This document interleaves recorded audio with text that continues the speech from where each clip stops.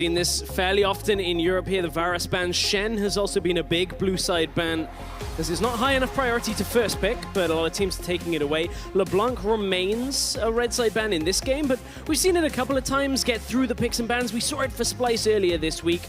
No longer the case, as it's off the board today. So LeBlanc's removed, and then the Camille. ROCCAT sticking to the standard. We have seen some changes on 7.3 here in Europe, but this time around we won't in the pick and ban so far. Splyce, last one to them. It's going to be the Graves ban. So with Graves banned away, Rengar, you have to start wondering, will it be the first pick on this rotation? It has come through the bans and pick phase a couple of times. North America we saw come through last night as well. ROCCAT, I'm wondering where they're going to go. With the Jace taken off the board, leaves Splyce with pretty much one large power pick, unless Jhin is going to be the pickup. I think ROCCAT will pick up Jhin if Rengar's taken here from Splyce. All right, well, that is the Rengar. We'll see if ROCCAT decide to answer back. Curious to think if maybe this is something that ROCCAT said, that's fine. You know, we're not going to worry about it too much if Trashy can play it because he hasn't had that much impact early on. And ROCCAT, they answer with the Shen on their side. Yeah, every time Shen has made it to first rotation, red side here on Europe on 7.3, it has been picked up as the first rotation. This Rengar is going to force Trashy to do a lot more in the lane, but we didn't get the Jhin pickup. Splyce, I mean, you got to look now, will they give it to Kobbe here? Yeah, they did opt for the Karma instead, so that's going to give over the Jhin. A lot of power picks have been shuffling around now, and well, they're going to lock the Rumble, and that's not going to be a flexible pick since the Rengar's already taken. And this is what red side first rotation Shen does. It forces the Rumble here, because otherwise it gets banned in phase 2, and you run out of good damage-based matchups. You end up playing tank into tank, and there's that weird moment where Wunder just has to go, okay, well, I guess I'm sitting back this game. But with the Karma locked in for ROCCAT, obviously putting some focus down onto the bottom lane. Jungle, I imagine, is where they're going next. Would make a lot of sense. So the Lee Sin is locked for Maxlore. It's something he's played a couple of times so far, the split. And again, second ban phase. This now is a pick that they have to pick because otherwise Lee Sin gets banned away. You know, those high priority junglers that remain. Graves already off the board. So for now, ROCCAT can target away the supports from Mikyx with the Thresh ban they have already, whereas Splyce can look at the AD carry pool and the mid lane if they want to. Banning the Zed away right now. So Splyce have removed that option. See if ROCCAT continue to pinch the support pool and make it harder and harder for Mikyx. The Tahm Kench, something he had a lot of success finding picks on in the past, was banned. Well, see if he goes back to the Bard even. That's been something he's been not prioritizing lately, but it has was a big been. proponent of it before. We've also seen a ton of Nami when Karma has been played as well, so we'll see whether Mikyx goes over to that pick that other people have been playing. Will it be mid lane priority here with something like a Syndra or a Cassiopeia ban coming out from Splyce? Orianna is another blind pickable mid laner we've seen a couple of times. It's the Sivir instead. Since ROCCAT have yet to pick their AD carry, Splyce are trying to limit the options that they have for themselves and reduce the run-at-you comp potential. And it's really worked well for a lot of teams that have struggled. Get that Sivir, Hjarnan's done very well.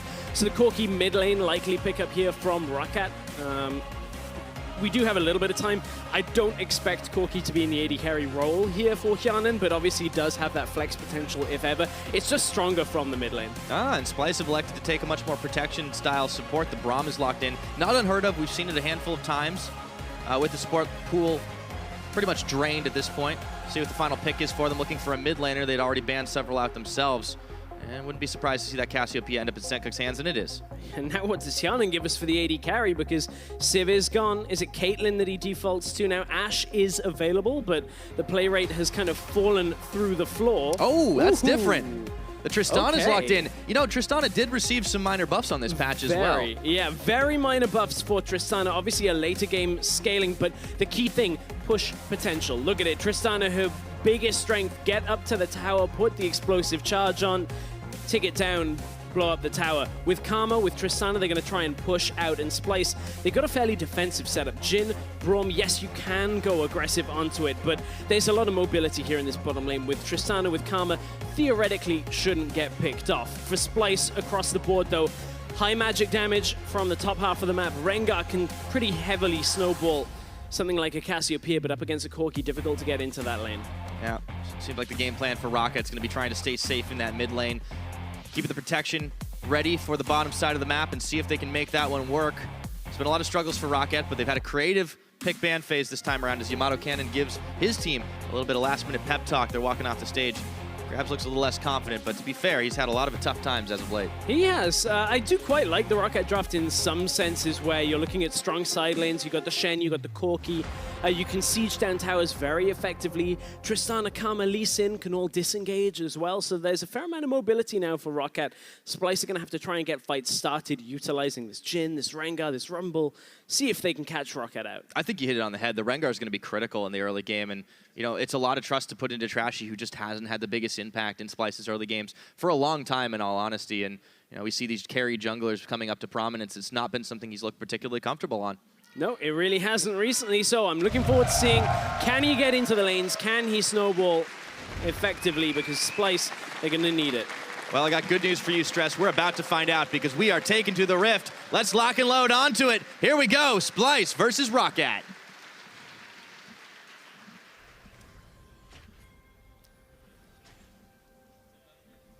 And instantly, as we get into game, one thing a little bit different, started noticing some of the AD carries starting boots. A little bit more sustained mobility against some of the supports that we've seen now that supports like Malzahar have a little more trouble. But this game, longsword start for Kobbe, trying to get that first back for lethality items fairly quickly. And Hjarnan, he's not so concerned about sustain, he's just concerned about pushing. Pushing isn't really under pressure from this Braum, from this Jhin, so they just taking the Doran's Blade, trying to just get towards that BF sword first. That long sword isn't really that lethality item route for Tristana traditionally. Normally you're looking for the Infinity Edge, Hurricane, that type of setup. Yep, want to be able to Shrek those things down, the towers and the minions alike. Talked about, in a lot of other regions, we've been seeing things like Ziggs come up, and even as far back as 7.1 to be able to wreck towers early, but it's a different kind of explosive Yordle in the bottom lane this time for ROCCAT. See how he does with Wadid's Karma. We've seen a bit of an interesting start. Sencux actually helping over the wall right now for Raptors, I believe, or looking to. We'll see whether that's actually where they start out. Trashy could, of course, go down to red. Seen a couple One of auto uniques. attack. That's helping, yeah. Right? Well, Sencux, he does have Twin Fang. The audience love the one auto attack help. Yep. That's the solo queue. I'm helping. So he's looking for a level 2 fairly quickly, and then will swing over to red. Didn't actually use his smite on that, so maybe looking for a quick move towards mid or to the bot side. We'll have to watch Trashy's pathing again. He's a jungler that has struggled to get into the lanes. This is true. And a lot of pressure is going to be on Trashy to try and make that happen this time around. He has a lot of damage potential. He's got good burst. He's got his red buff on as well, so he can get a nice little slow off and some burn, but where he focuses is something we're going to have to keep watch over. Maxlore, for his part, has definitely spent more time with his team in the early stages of the game, and he's on a champion like Lee Sin that can similarly have an early game impact. Let's take a look up top, because Phaxi and Wunder, oh, they're going to trade. It's still a wet noodle fight for a few moments, as Wunder doesn't quite have the damage out just yet, and he suffers a bit. He'll be able to regen up, though, because he's got a Dorm shield. It's Rumble into Shen, right? We're not seeing the rejuvenation beads start. We're not seeing anything like that out of Phaxi because he has to respect the damage in the lane. Most Rumble versus tank matchups go this way. Rumble kind of takes a bit of a lead early on. And you can see already a high priority on the lower side of the map, though, from ROCCAT, trying to scatter Trashy. 2 early wards along that back dragon corridor, just trying to get any eyes they can on Rengar. Yeah. Definitely focusing on this bottom side. I think that's the definite game plan for ROCCAT here. Phaxi can hold on in this mid, even if he's going to be losing out for a while. In this top, I should say. The mid should be able to hold on, too. I mean, it's a priority for Betsy on this Corki. He doesn't have to be the big carry, but he's still going to spike hard in the mid game. Yeah. So fun. No impact from junglers at this point already in a handful of games on 7.3. We've seen junglers in lanes like Jankos is level 2 ganking. Yeah. A lot of early game action. Neither of these junglers are Jankos. Let's be real here. That's fair. That is very, very fair. But I'm interested to see how this Tristana does. We haven't seen too much. As you alluded to, a little bit of a buff for Tristana on 7.3. And I highlight very small buff. It was only a minor addition to her rapid fire, the Q, the auto attack steroid that comes on that you end up maxing later on into the game. So realistically, that's not a massive buff at all. I was happy about it because I just play weird AD carries anyways, but that's a whole nother story. Hjarnan's actually going to be able to get some harass on. He does manage to find explosive charge on to Kobbe, trying to dodge away from damage. Return fire here so far, not doing too bad, but it's fairly even in the farm game. Trashy looking to come around the side, pick off on Betsy, but Still sitting on his Valk, still has his flash, and Maxlore's coming to the party too. Yeah. Gonna get used. Well, Sencux there kind of moved forward in this lane, isn't running Ghost. So what that means is old Ghost, you could just Ghost through the phosphorus bomb, but ever since the changes, it's a lot more difficult. The key thing is, Trashy, this ward that he's stepping over now was the exact ward that showed him heading into mid lane, and Betsy just played safe. That's one thing that we haven't seen all that often is, you know, Betsy staying alive through the early game. There's been a lot of focus from Betsy, from Maxlore around each other. And it hasn't always paid off, so this time playing it safe, heading back to base. Playing very safe, two Doran's blades now that he's completed. And he grabs himself a null magic mantle to try and prevent a little extra damage from Sencux. That's a really interesting one. Double Dorans instead of the long sword to go with the null magic for the Hex Drinker. Wanting a little bit of health in the lane, a little bit of sustain extra. Gets that control ward just to keep vision control around his lane. Trashy's coming to the bottom side, though. See if they get the bait off right now. Hjarnan steps far forward. He might be caught out. Exhaust is on, but he rocket jumps to safety. And Wadid was there with the last of his mana, spending on a leash. Trashy throws out the bullet strike, but it won't land on anybody. But that's just how, you know, influential this defensive capability for Hjarnan is. They need to stay in lane for a few more CS, at least another wave, in order to go back for BF Sword. Otherwise, it's an imperfect back time for this bot lane. It's only at, like, this point now, they've got 1,300, so they need to be able to afford health potions, control wards, you name it, they need it in the bot lane. Whereas Kobbe, he's already gone back. Picked up the dirt, picked up the boots. They have the sustain there. You could see earlier on in the laning phase, Kobbe had traded his health potions away for a slight CS lead in order to contend with Hjarnan trying to push with Wadid. Kobbe and Mikyx. Honestly, I think it's fair to say that they've been highlights of the Splyce team during this split so far because there hasn't been as much big impact. Maybe Wunder, you could argue. Sencux has had a couple carry games, but they've been very consistent on champions like this Jhin. Kobbe's had some really solid plays, and I am a little worried with unorthodox champion choices, how Hjarnan and Wadid are going to work together against this, but the bottom lane is not going to be full of action for a while. I like this from Mikyx, though, heading up through the jungle, trying to just look around mid, try and find anybody that is warding. Trashy, that ward that spotted him out earlier, actually died next to him, so they know there's that high priority on vision control. They get the vision behind Wadid now as he comes into the jungle. They will know Maxlore's there, so they cannot contest. But ROCCAT getting deep vision control, and Splyce are aware. This is nice to see. 7 minutes into this game, it has been very, very close. Splyce getting a slight gold edge just off farm differential, but ROCCAT are making proactive plays. They're trying to stop Trashy from doing anything cheeky in this bottom side. Unfortunately for them, he's up top in their jungle. And that all comes from the ward from Mikyx. And look, now Kobbe and Mikyx going in, trying to defend on the red. Both teams have a good read exactly of where the enemy junglers are because of the vision control. But Kobbe and Mikyx, good little reaction to try and make sure Trashy actually gets ahead on this buff count here. Trashy did secure the red buff. Maxlore couldn't get in for the red of his own because of that defensive play from Splyce. So he's only going to have to settle for the Raptor camp for the time being. Still, a lot of attention paid for ROCCAT towards this bottom side of the map.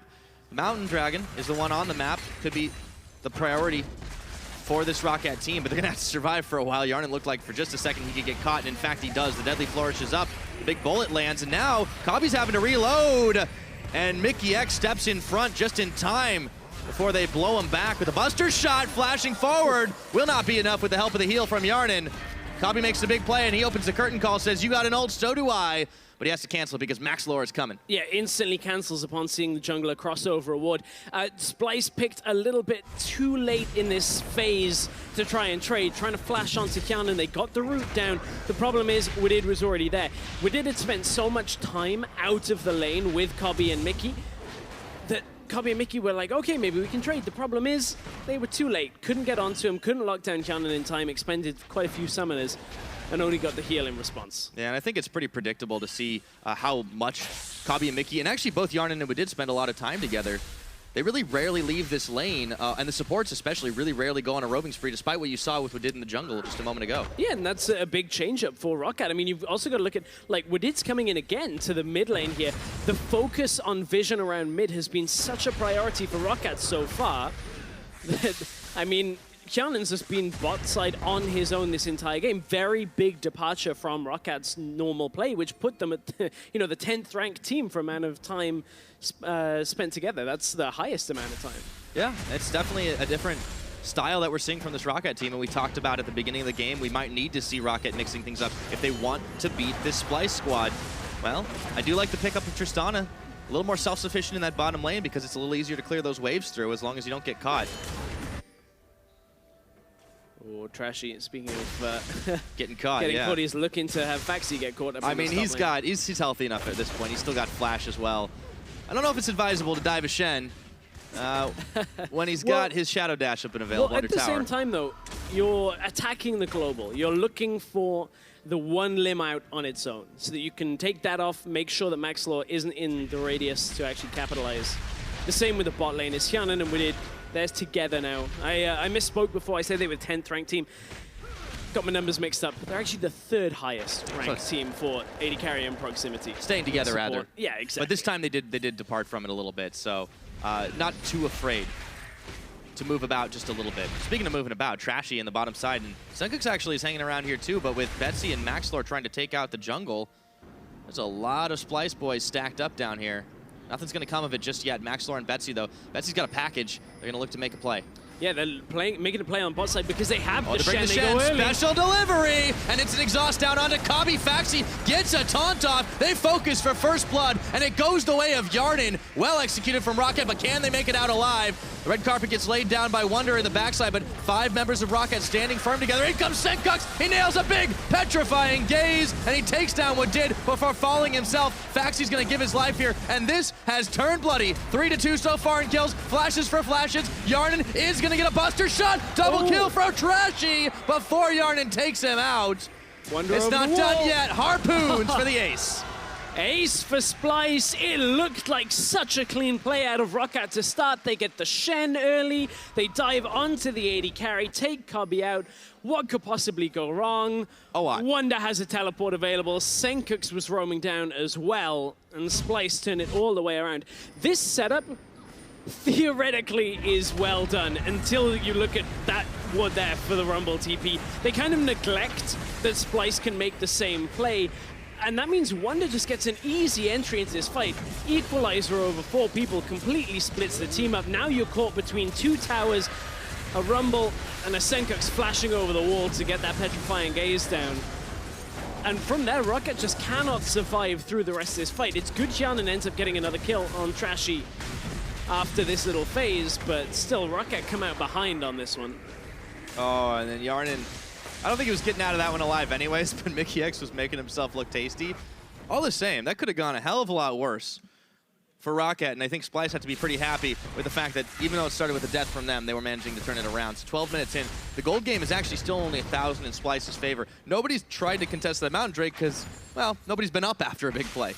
Yeah, I do, however, want to take a moment to kind of praise ROCCAT over some of the improvements they made coming into this. Like that whole control on the bottom side and then translating it into a play is a significant improvement for them, but they might be caught out on the top side here. Oh, Phaxi going to shadow dash. Trashy hops in, and there's a flash spent. Maxlore was there for the defense, but the Sonic Wave doesn't land on Trashy. That's the end of that for now. Yeah, just neglecting the opponent's teleport and the roaming potential of Cassiopeia. Usually a bad idea to do. Yeah. Meanwhile, we got a poke fest in the bottom side. Sencux is going to be caught by Betsy. That burst damage is real. Petrifying gaze, but in comes Maxlore, tagging his way to a kill. And this is good follow-up from ROCCAT as well. I mean, they come towards mid lane, knowing Sencux used his exhaust on Maxlore in the last fight, and the flash is down. Now Maxlore wants to trade with Trashy. Oh boy, he really wanted to go deep on that one. So he manages to find some damage, but he takes some as well. Shots are flying. Maxlore is trying to dodge. 2-step. The last shot is enough. And Kobbe claims a kill.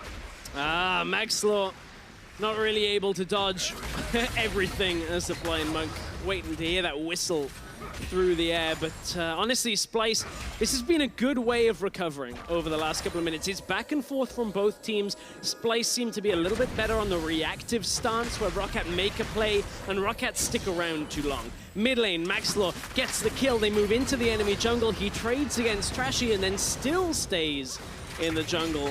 So ROCCAT, some things are good, but they're overstaying just too often. Yeah, it's been a little bit rough, but I still like this proactive ROCCAT team, like trying to make these big plays, trying to force Splyce to react a little bit, and it seems to have caught them off guard, even though they have the reaction time to really manage it for the most part. But at 14 minutes into this game, I mean, it could be a very different story right now. ROCCAT are looking to push every edge they have on this bottom side of the map. A lot of vision invested around this Dragon Pit as well. I think it'll be very crucial who's going to be able to secure it. It's a fairly important thing to note, though, that Tristana's tower pushing potential on the bottom side is fairly different to Varus. When you push up to the tower, you're not poking down the opponent at the same time. You're just kind of clearing the minions and then moving up, putting the satchel charge on and moving back away. It's not like Varus where you've basically killed your opponent behind the tower and they are forced to concede the room.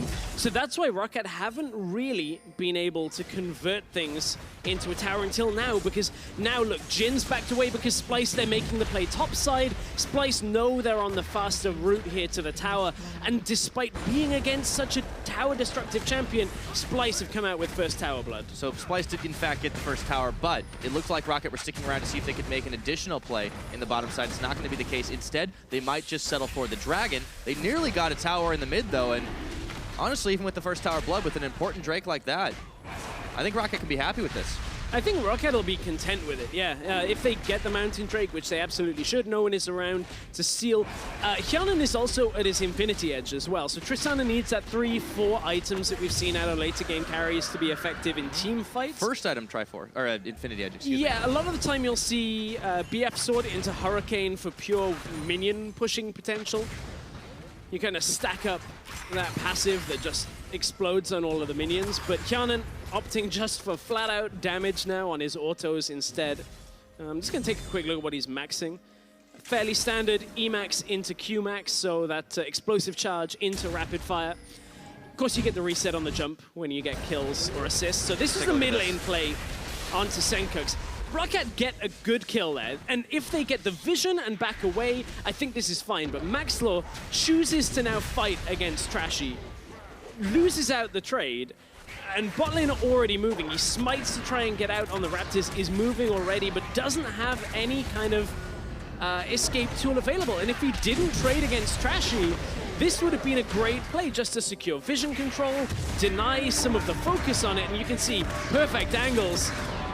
This is that dead-eye, dead shot straight through the jungle. Yeah, Kobbe, he's pretty happy about that, but overcommitment from ROCCAT, that's not the first time it's punished him. Doubt it'll be the last, and now Splyce with two members on the bottom side are looking to push into turret. It'll be yet another trade as ROCCAT have already moved up top, but it does seem like Splyce just have the slight edge in movements.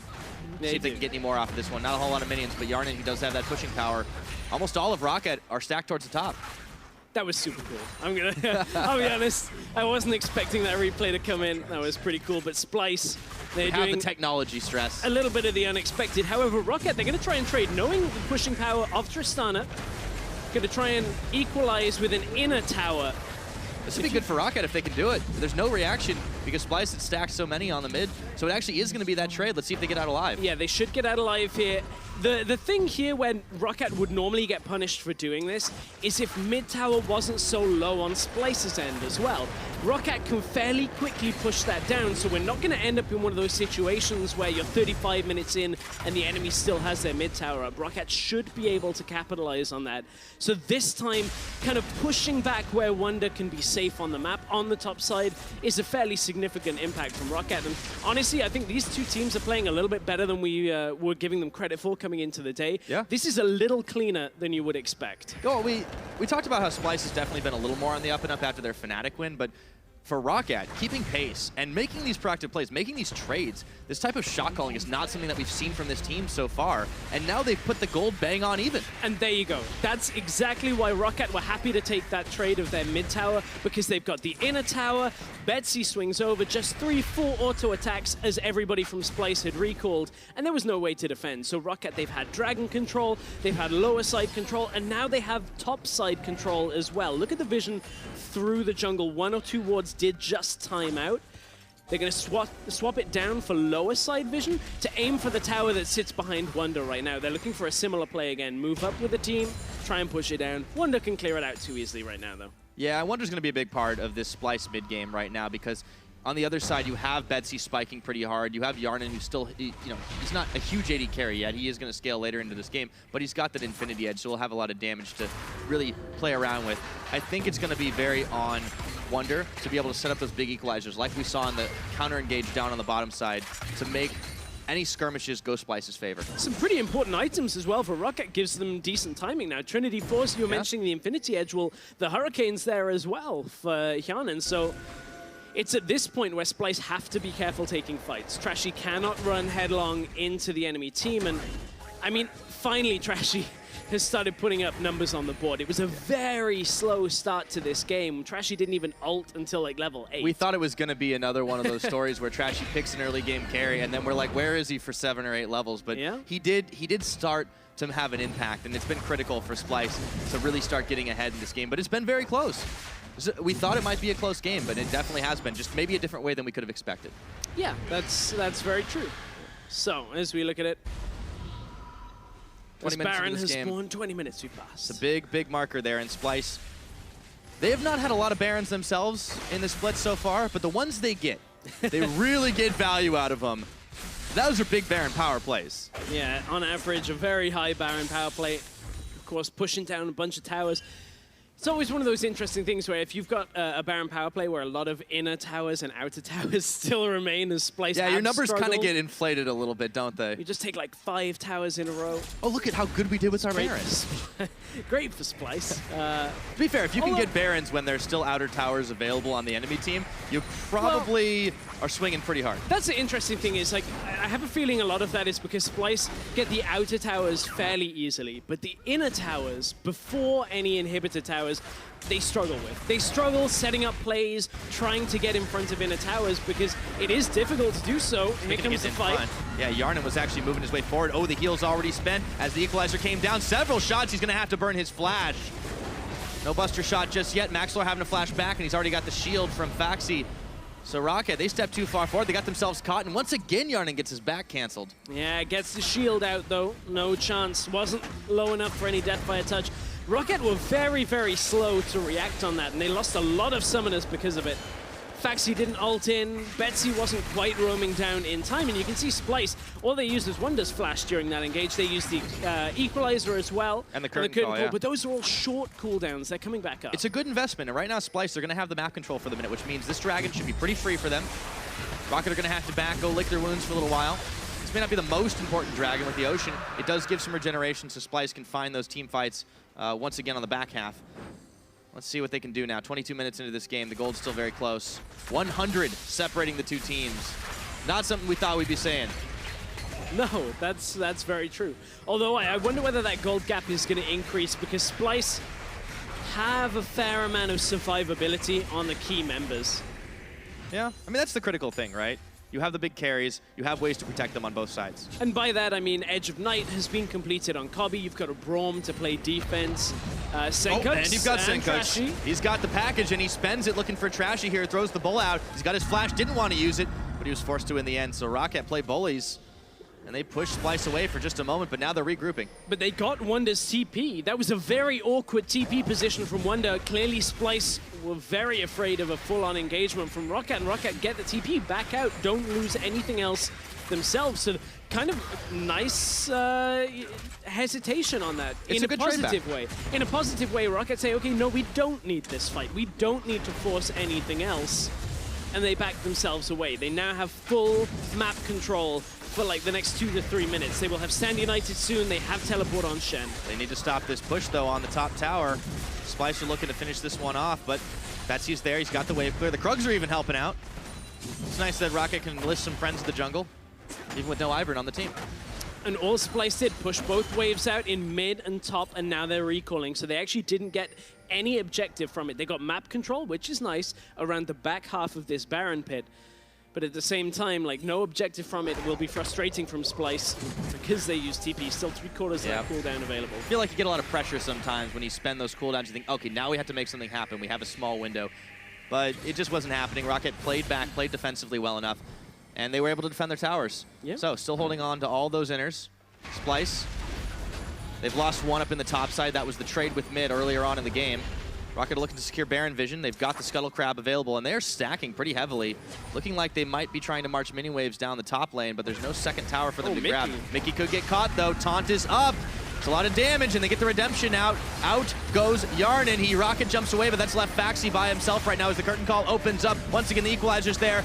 Oh, Phaxi's gonna have that shot intercepted by Maxlore. Sencux trying to make the play, but the snake gets kicked away. And now Maxlore's gone in for a second round, but it's not gonna be enough. And the buster shot only knocks them back, and they're safe to push. It looked like Mikyx was out on his own, but so tanky with that unbreakable shield up that Hjarnan just wasn't doing enough damage to him. Splyce will get the first kill. They want to look to continue this. Yeah, minions are running out right now, though, so they won't be able to keep pushing it. Just some more chip damage. They get the one kill into Maxlore. That was a really hectic fight for a moment.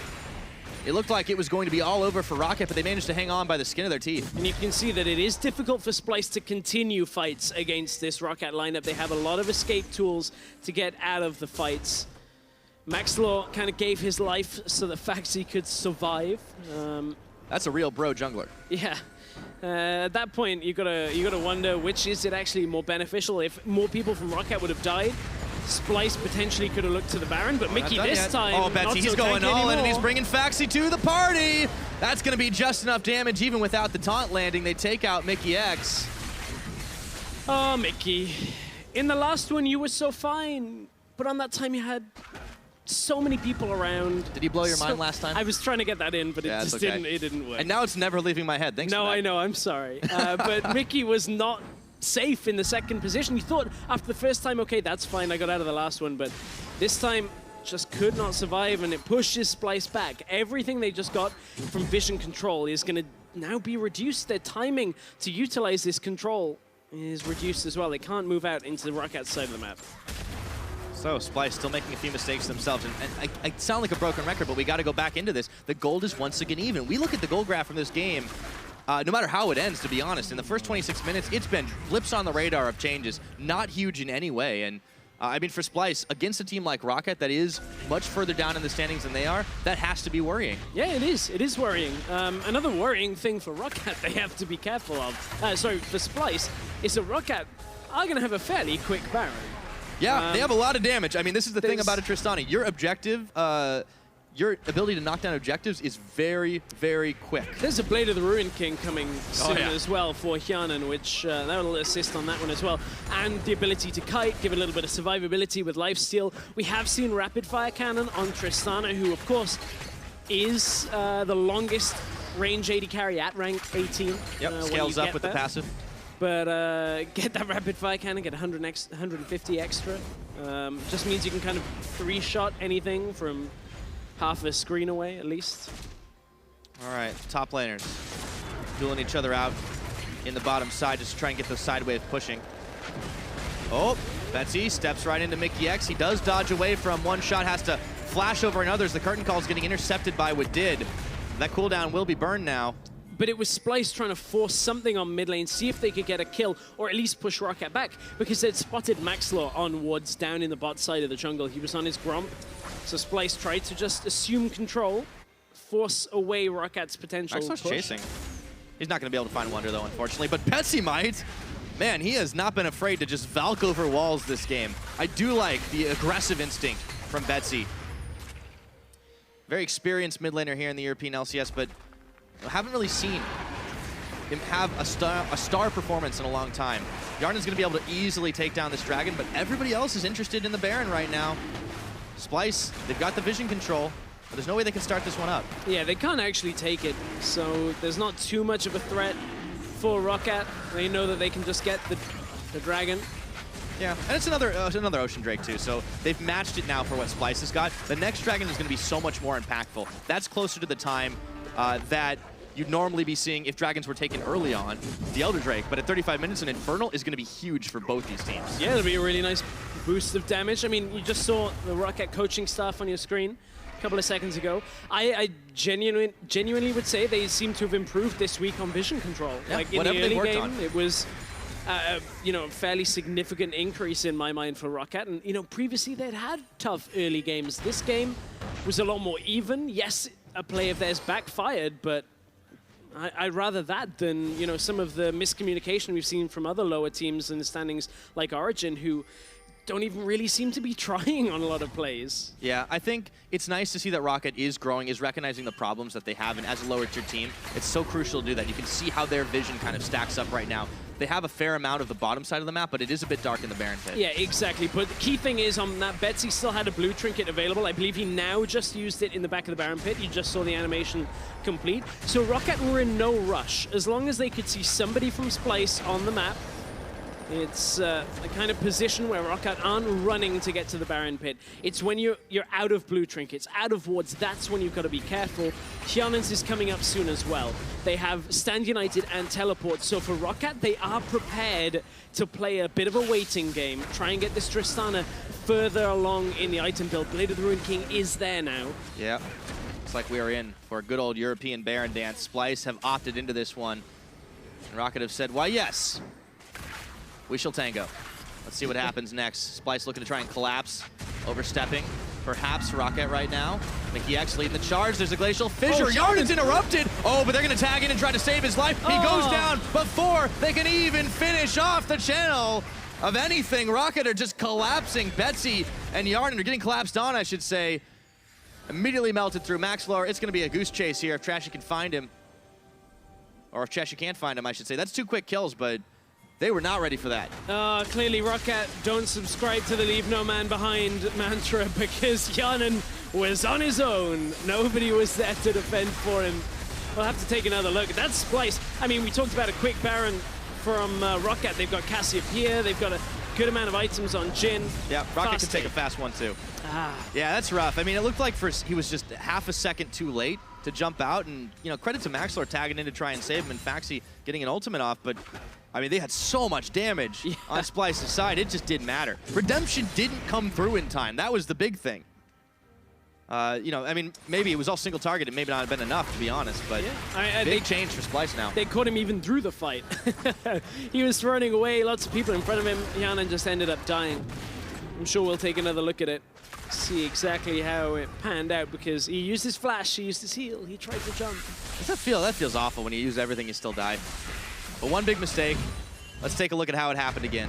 So this was the setup from Splyce. You can hear the Rengar ult go off. Flash from Mikyx into the Q, and they just get all of the damage down, lock him down off that passive.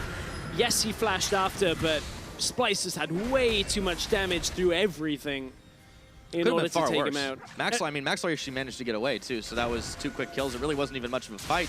Just one catch that turned into more. Now Wunder is getting kicked out by Maxlore. He's got the equalizer down. He's going to try to 1v4 and get another kill, but they tag in, and Wunder is blowing back to base. But look at how much work he did. He dragged the rest of the team to the bot lane, so they get mid-inner with the Baron buff. They're going to get top-inner as well.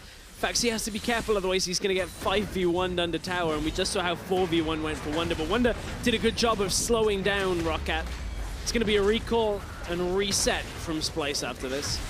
First death of the game for Wunder. Gives his life for a good cause. They secure the tower, so Splyce is sitting on 5 towers to the 4. It was a close gold game for a long time, but now it is 4,000 and some change in favor of Splyce. And with an Infernal Drake spawning next, it's looking better and better for them. Exactly. I mean, Wunder, he's had a good game so far. A couple of key equalizers from this game. And as the Baron buff ticks on, now we're looking for that number, Pyra. 5,479 is their average Baron power play. They got a minute 25 left. They just got themselves a bunch of extra gold in the lead. I want to know, are they going to break their average? Well, it does seem to happen for them quite a lot to get a huge amount out of their Barons, even though they hadn't secured too many, but that was really all enabled by one big fight, one big mistake from ROCCAT. But can they hang on in this game on the ROCCAT side? That's what I want to know. This Dragon is going to be monumental if they can contest it somehow. They also have very good late game when you look at this Tristana. That is, the last kill was a little bit of an unfortunate, I'm not going to say misplay, but turn of events for Hjarnan and the rest of the team. He didn't get out fast enough, and he was the first one to die. If ever your late game carry is the first one to die in a fight, yeah, you kind of lose the fight. So I'm expecting we'll see a little bit more in the way of survivability, whether it's a QSS, whether it's a Bloodthirst, whether a Mikyx comes out from Wadid to try and keep him alive. Interesting idea. ROCCAT are going to be heavily reliant on Hjarnan and Betsy to basically carry them through the last fights. And Betsy, no, we've seen this one before. Player. He does use the package, and that tower goes down. Teleport Here's on Wunder. the minions now. Splyce have said, we want to keep on pushing down this bottom side. They've still got 9 seconds of Baron to contend with, or to move with, rather. ROCCAT have to contend with all this pushing power that they've got in their favor. Maxlore looking for a flank around the side, but it doesn't look like it's happening as the curtain call opens up. Redemption comes down to keep them healthy, but this tower is not going to get any benefit from that. Splyce want to open the base, and they manage it in.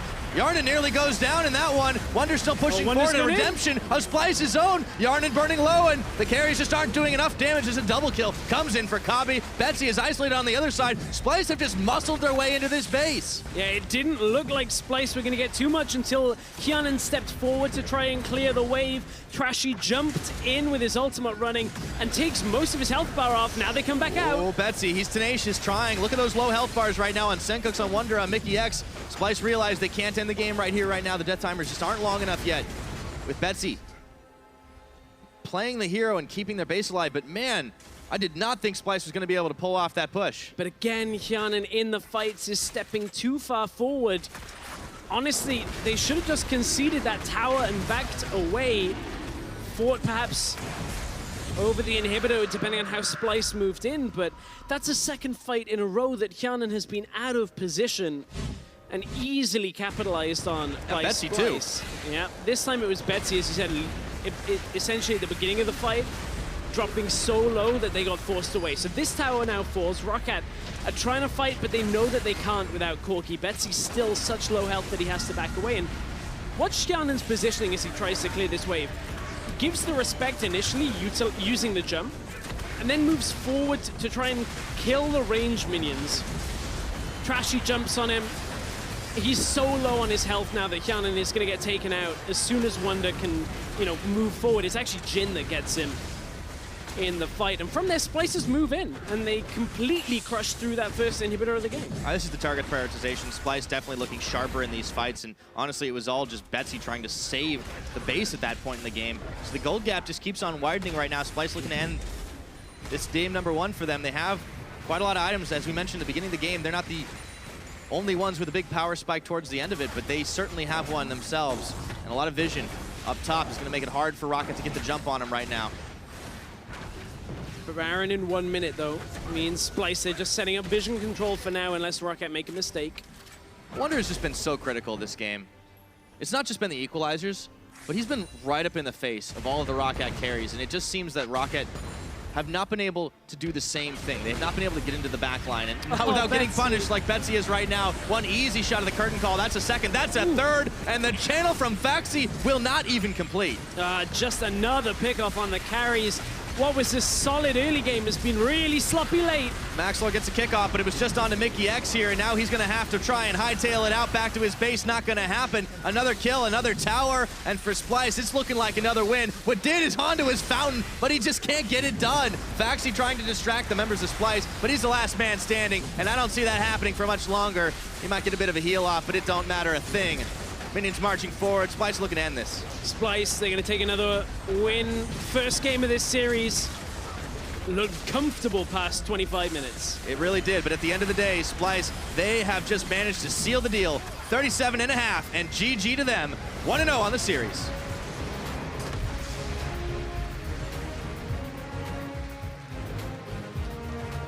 Good way to close out the game for Splyce. A little bit perhaps underwhelming from ROCCAT as we went further in the game. The fact that just individual mistakes give the game away. Yeah, it's heartbreaking, and I feel like a broken record because whenever I watch this ROCCAT team, it seems like they know what they need to do. They have good target prioritization. They have good objective control. They make moves around the map. But then stuff like that happens, and you cannot just give up your big carry and expect a team to not punish you. Yeah, I go back to the early game and I think about it and I'm like, ROCCAT, they actually look a little proactive. Vision control, focusing on finding Trashy, stopping him from doing anything. And I'm like, okay, ROCCAT, maybe that's something to build off. And then Hjarnan and Betsy step forward in 3 fights, back to back to back, and it loses the game for them. Everything that went well early game was just completely torn apart by just positioning errors in the late game. And that's the thing you need to work on. We did compliment them a little bit for fixing up some of the holes in maybe the strategy. I think their pick ban was actually quite creative. But Splyce, they kept it even, they kept it close, and then they blew the lead wide open. It was easy. It was. Well, for more on Splyce's Game 1 win,